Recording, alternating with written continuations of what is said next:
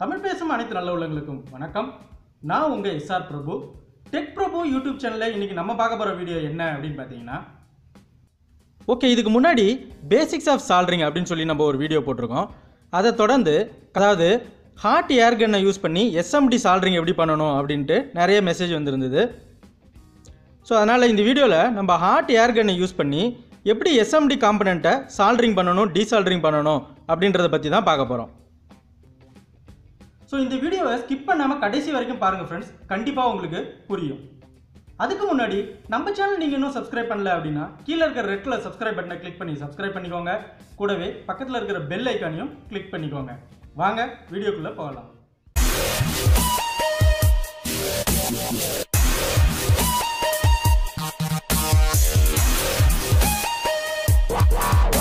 இந்த சால்டரிங் ஸ்டேஷனை தான் நம்ம யூஸ் பண்ண போகிறோம். ஸோ இதை பற்றின ஜென்ரலாக நான் கொஞ்சம் விஷயத்தை சொல்லிக்கிறேன். இந்த சால்டரிங் ஸ்டேஷனில் பார்த்தீங்கன்னா ஹாட் ஏர் கன்னும் இருக்குது, ப்ளஸ் சால்டரிங் அயானும் இதிலே இருக்குது. ஸோ 2-in-1 பர்பஸ்க்கு இதை நம்ம யூஸ் பண்ணிக்கலாம். ஓகே, இப்போ இதை பற்றி ஜென்ரலாக நம்ம பார்த்துடலாம். இது ஹாட் ஏர் பம்ப்பு. இது வந்து பார்த்தீங்கன்னா சால்டரிங் அயானுக்கு போகக்கூடிய ஒயர். இதில் 2 சுவிட்ச் கொடுத்துருக்காங்க. ஒன்று வந்து பார்த்தீங்கன்னா சால்டரிங் அயானுக்காகவும், இன்னொன்று இந்த ஹாட் ஏர் கன்னுக்காகவும் கொடுத்துருக்காங்க. இதில் நம்ம எவ்வளோ ஏர் வேணுமோ அந்தளவுக்கு ஏரை நம்ம செட் பண்ணிக்கிறதுக்காக ஒரு நாப் ஒன்று கொடுத்துருக்காங்க. இப்போ நான் இதை ஆன் பண்ணி காமிக்கிறேன். இது வந்து பார்த்தீங்கன்னா சால்டரிங் அயனுக்கு போகக்கூடியது. நமக்கு எவ்வளோ டெம்பரேச்சர் வேணுமோ அந்த டெம்பரேச்சரை நம்ம அட்ஜஸ்ட் பண்ணிக்கலாம். ஸோ அதுக்காக இந்த நாபை கொடுத்துருக்காங்க. இதை ஆஃப் பண்ணிடுறேன். அடுத்து இந்த சுவிட்ச் வந்து பார்த்தீங்கன்னா ஹாட் ஏர் கன்னுக்காக கொடுத்துருக்காங்க. இதை ஆன் பண்ணோம் அப்படின்னா நமக்கு ஏர் கன் ஆன் ஆகிடும். இங்கே ஹீட்டர்னு சொல்லி ஒரு நாப் இருக்குது. இந்த நாபை அட்ஜஸ்ட் பண்ணி நமக்கு எவ்வளோ ஹீட்டு தேவையோ அதுக்கு தகுந்த மாதிரி நம்ம வச்சுக்கலாம். ஸோ அதுக்கான டிஸ்பிளே தான் இது. அடுத்து இங்கே ஏர்னு சொல்லிட்டு ஒரு நாப் இருக்குது. நமக்கு எவ்வளோ காற்று தேவையோ அதுக்கு தகுந்த மாதிரி இந்த நாபை அட்ஜஸ்ட் பண்ணி நம்ம வச்சுக்கலாம். அடுத்து எஸ்எம்டி சால்டரிங் பண்ணணுன்னாலும் சரி, டீசால்டரிங் பண்ணணுன்னாலும் சரி, கண்டிப்பாக நமக்கு ஒரு டியூசர் ஒன்று தேவை. ஸோ இந்த டியூசர் நான் எடுத்துக்கிறேன். அடுத்து நம்ம சால்டரிங் பண்ணக்கூடிய பிசிபியை ஹோல்டு பண்ணுறதுக்காக நான் பிசிபி ஹோல்டர் ஒன்று எடுத்துக்கிறேன். ஸோ நம்ம சால்டரிங்கும் டீசால்டரிங்கும் பண்ணுறதுக்கு இது ஈஸியாக இருக்கும் இதில் ஹோல்டு பண்ணி வச்சிட்டோம் அப்படின்னா. நெக்ஸ்ட்டு ஃப்ளக்ஸு கொஞ்சம் எடுத்துக்கிறேன். நம்ம சால்டரிங் பண்ணுறதுக்கு இல்லை டீசால்டரிங் பண்ணுறதுக்கு ஃப்ளக்ஸு அவசியம் தேவை. ஸோ நான் ஃப்ளக்ஸு கொஞ்சம் எடுத்துக்கிறேன். ஓகே, இப்போ நான் ஒரு பிசிபி போர்டு எடுத்திருக்கேன். பிசிபி போர்டு எடுத்துக்கிட்டு அதை நான் இந்த பிசிபி ஹோல்டரில் ஹோல்ட் பண்ணி வச்சுருக்கேன். ஸோ இந்த எஸ்எம்டி ஐசியை எப்படி இப்போ நம்ம டீசால்டர் பண்ணுறது, டீசால்டர் பண்ண ஐசியை எப்படி சால்டரிங் பண்ணுறது அப்படின்றத பற்றி தான் இந்த வீடியோவில் இப்போ நம்ம பார்க்க போகிறோம். எஸ்எம்டி டிவைஸ் அப்படின்னா என்ன அப்படின்னா சர்ஃபேஸ் மவுண்ட் டிவைஸ் அப்படின்னு அர்த்தம். இந்த பிசிபியை இந்த பிசிபி ஹோல்டரில் நான் ஹோல்ட் பண்ணி வச்சுருக்கேன். அப்போ தான் நமக்கு சால்டரிங் பண்ணவும் டீசால்டரிங் பண்ணவும் நல்ல வசதியாக இருக்கும். ஓகே, இப்போ இந்த சால்டரிங் ஸ்டேஷனை ஆன் பண்ணிக்கலாம்.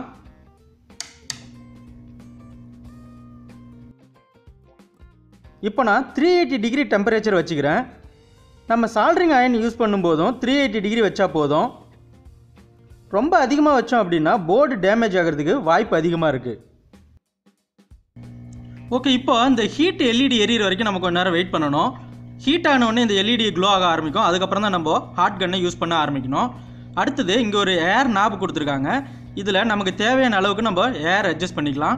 நான் வந்து 5ல் வச்சுக்கிறேன். இப்போ வைக்கக்கூடிய எஸ்எம்டி காம்பனன்ட் நம்ம வைக்கிற இடத்துல விட்டு விலகி போகிறதுக்கு சான்ஸ் இருக்குது. ஸோ நான் 5ல் ஃபிக்ஸ் பண்ணிக்கிறேன். இப்போ இந்த எல்இடி க்ளோ ஆகிற வரைக்கும் நம்ம வெயிட் பண்ணலாம். ஓகே, இப்போ ஹீட் ஆகிடுச்சு. இப்போ நம்ம இந்த ஹாட் ஏர் கன்னை யூஸ் பண்ணலாம்.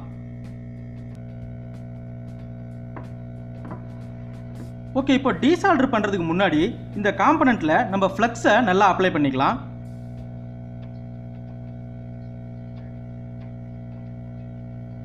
ஃப்ளக்ஸ் இந்த மாதிரி அப்ளை பண்ணிக்கலாம். ஏன் ஃப்ளக்ஸ் அப்ளை பண்ணுறோம் அப்படின்னா, ஃப்ளக்ஸ் வந்து பார்த்திங்கன்னா ஆக்சிடேஷனுக்காக யூஸ் பண்ணுறோம். ஆக்சிடேஷன் அப்படின்னா என்ன அப்படின்னு பார்த்தீங்கன்னா, இந்த இடத்துக்கிட்ட இருக்கக்கூடிய ஆக்சிஜனை அது ரிமூவ் பண்ணிவிடும். ஆக்சிஜனை ரிமூவ் பண்ணுறதுனால நமக்கு சால்டரிங் பண்ணவும் டீசால்டரிங் பண்ணவும் ரொம்பவே ஈஸியாக இருக்கும். சால்டரிங்கை பற்றின முழு டீட்டெயிலும் உங்களுக்கு வேணும்னா இதுக்கு முந்தின வீடியோவில் பேசிக்ஸ் ஆஃப் சால்டரிங் அப்படின்னு சொல்லி ஒரு வீடியோ போட்டிருக்கேன்.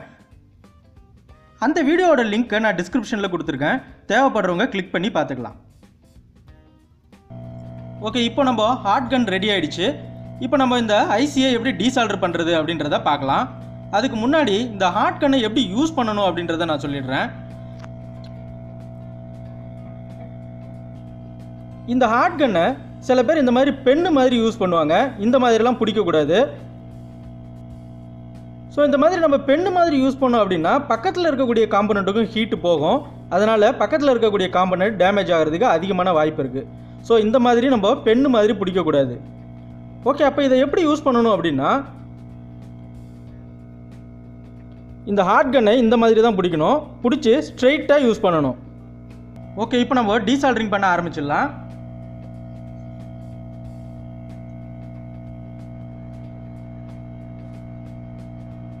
இந்த ஹாட் கன்னை ஒரே இடத்துல வச்சிடக்கூடாது. எல்லா இடத்துலையும் ஸ்ப்ரெட் ஆகிற மாதிரி யூஸ் பண்ணணும். ஒரே இடத்துல நம்ம வச்சுட்டு இருந்தோம் அப்படின்னா இந்த பேட் எல்லாம் வீணாக போயிடும்.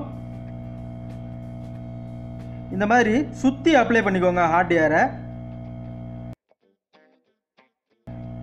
இப்படி நம்ம யூஸ் பண்ணும்போதே தெரியும் நம்ம அந்த பேடில் சில்வர் கலரில் மாறும்.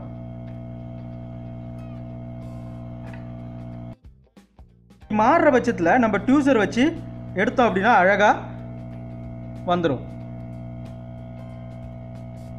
இப்போ பார்த்தீங்கன்னா தெரியும், இதில் சுற்றி ஈவனாக நம்ம ஹாட் ஏரை அப்ளை பண்ணும்பொழுது இந்த எஸ்எம்டி ஐசி அழகாக வெளியில் வந்துருச்சு.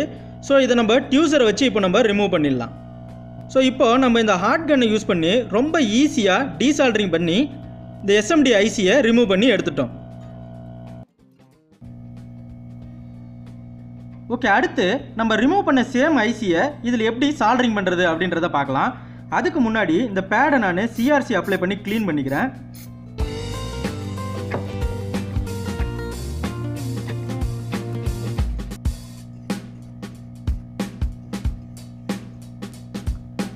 ஓகே, இப்போ நான் சிஆர்சி அப்ளை பண்ணி இதை நான் க்ளீன் பண்ணிட்டேன். ஓகே, இப்போ இதில் நம்ம கவனிக்க வேண்டிய விஷயம் என்ன அப்படின்னு பார்த்தீங்கன்னா டீசால்டர் பண்ணதுக்கப்புறம் இந்த பேடெல்லாம் பார்த்தீங்கன்னா ஈவனாக இல்லாமல் ட்ரை சால்டர் ஆன மாதிரி இருக்குது. ஸோ இப்போ நம்ம இதில் அந்த காம்பனண்ட்டை வச்சு சால்டரிங் பண்ணோம் அப்படின்னா கண்டிப்பாக எல்லா லெக்குமே போய் அதில் சால்டர் ஆகாது. ஸோ அதுக்கு முன்னாடி நம்ம என்ன பண்ணணும் அப்படின்னு பார்த்தீங்கன்னா இப்போ சால்டரிங் அயனை ஆன் பண்ணிக்கிறேன். ஆன் பண்ணிவிட்டு அந்த பேடில் லைட்டாக வச்சேன் அப்படின்னா அந்த இடம்லாம் நல்லா பாலிஷ் ஆகிடும்.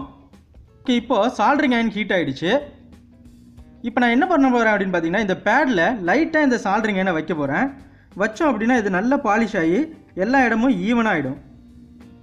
இந்த பேடு ஃபுல்லாக ஈவனாக இருக்கணும். அப்போ தான் நம்ம சால்டரிங் பண்ணும்போது அந்த காம்பனண்ட்டை வைக்கும்போது அந்த லெக்கெல்லாம் போய் கரெக்டாக இதில் உட்காரும்.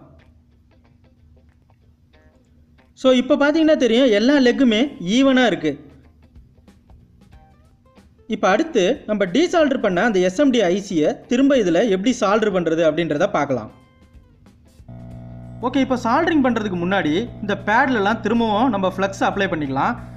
எதுக்காக இப்போ நான் ஃப்ளக்ஸ் அப்ளை பண்ணுறேன் அப்படின்னு பார்த்தீங்கன்னா நம்ம காம்பனண்ட்டை வைக்கும்போது இந்த லெக்கில் கரெக்டாக வந்து உட்காராது.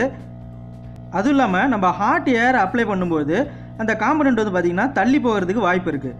ஸோ இதில் நம்ம ஃப்ளக்ஸை அப்ளை பண்ணிட்டோம் அப்படின்னா இந்த லெக்கெலாம் போய் இதில் கரெக்டாக உட்காந்துக்கும். கொஞ்சம் அதிகமாக கூட அப்ளை பண்ணலாம், ஒன்றும் தப்பு இல்லை. ஓகே, இப்போ நான் இந்த பேடில் ஃப்ளக்ஸை அப்ளை பண்ணிட்டேன். ட்வீசர் யூஸ் பண்ணி திரும்பவும் நம்ம காம்பனண்ட்டை அங்கே வச்சுக்கலாம்.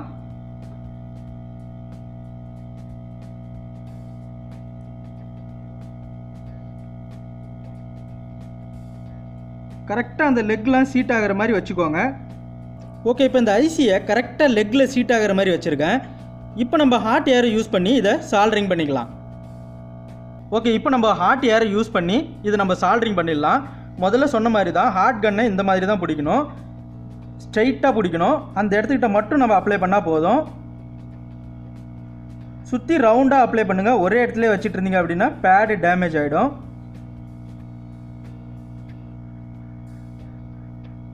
இப்போவும் நம்ம இதை அப்ளை பண்ணும்போது அந்த இடத்துக்கிட்ட சில்வர் கலரில் நல்லா அழகாக தெரியும். அதாவது நம்ம லெட்டு வந்து உருகிடுச்சு அப்படின்னு அர்த்தம்.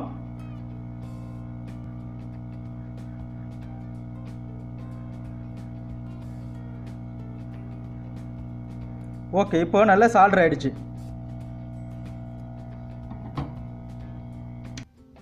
இப்போ இந்த ஐசியை பார்த்தீங்கன்னா தெரியும், ஒரு பிசர் இல்லாமல் அழகாக சால்டரிங் ஆகிருக்கு.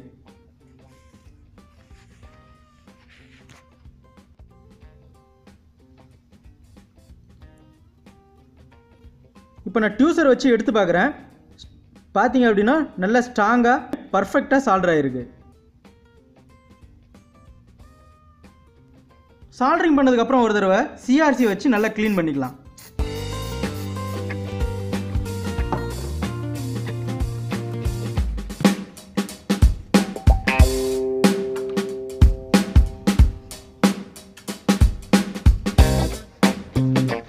ஓகே, இப்போ இது பார்த்தீங்கன்னா பர்ஃபெக்ட் சால்டரிங் ஆகிடுச்சு.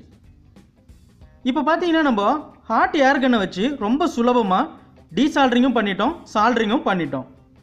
இப்போ ஏர் கன்னை யூஸ் பண்ணி எப்படி சால்டரிங் பண்ணணும், டீசால்டரிங் பண்ணணும் அப்படின்ற விஷயம் உங்களுக்கு புரிஞ்சிருக்கும் அப்படின்னு நான் நம்புகிறேன். என்ன ஃப்ரெண்ட்ஸ், இந்த தகவல் உங்களுக்கு பயனுள்ளதாக இருந்திருக்கும் அப்படின்னு நான் நம்புகிறேன். இந்த தகவல் உங்களுக்கு பயனுள்ளதாக இருந்துச்சு அப்படின்னா லைக் பண்ணுங்கள், ஷேர் பண்ணுங்கள், கமெண்ட் பண்ணுங்கள், மறக்காமல் சப்ஸ்கிரைப் பண்ணுங்கள். மேலும் இது போன்ற பல பயனுள்ள தகவல்களுடன் நாம் அடுத்த வீடியோவில் சந்திக்கலாம். நன்றி, வணக்கம்.